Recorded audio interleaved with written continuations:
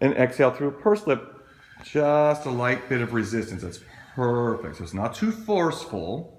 You know, it's not a real big forceful exhalation, but there is a little bit of resistance at the lips that you're creating there. We'll do one more time there. In through the nose and exhale through with just a light bit of resistance at the lips. Fantastic. And then now moving down the body, you're going to inhale through the nose and into the sides and back of the ribcage. So the ribcage expands side to side.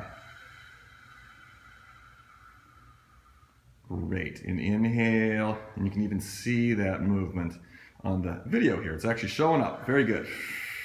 And just remember, we're not lifting the ribcage or the middle back off of the mat. So the ribs are actually expanding into the mat.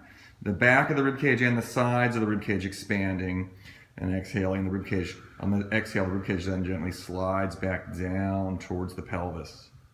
One more breath there. That back and sides of the ribcage, you'll notice that over the course of 3 or 4 breaths there, you get a little more movement every time. Great. And now, go ahead and put your hands onto the ASIS there. That's these bones at the front of the pelvis there. You can feel them, okay? Okay, and so we're going to go after the lowest part of the transversus abdominis there.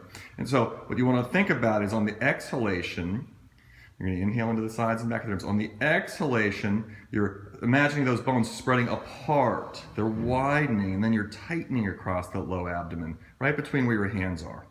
And inhale back and sides of the ribs, and exhale, and tightening across there. Again, it's a very gentle thing. None of this is forceful.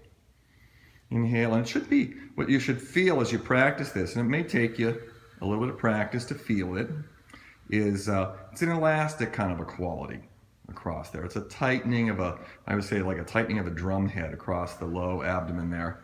And we are maintaining that a little bit on the inhalation there. Inhaling back and sides of the ribs, and then exhale. Great. And one final bit here is activation of the pelvic floor. Okay, so that's inside the body.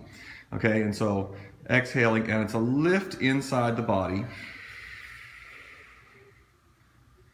Inhale, and it goes right along with that contraction of those low transversus abdominis fibers there. So you may feel that sensation deepen as we practice that.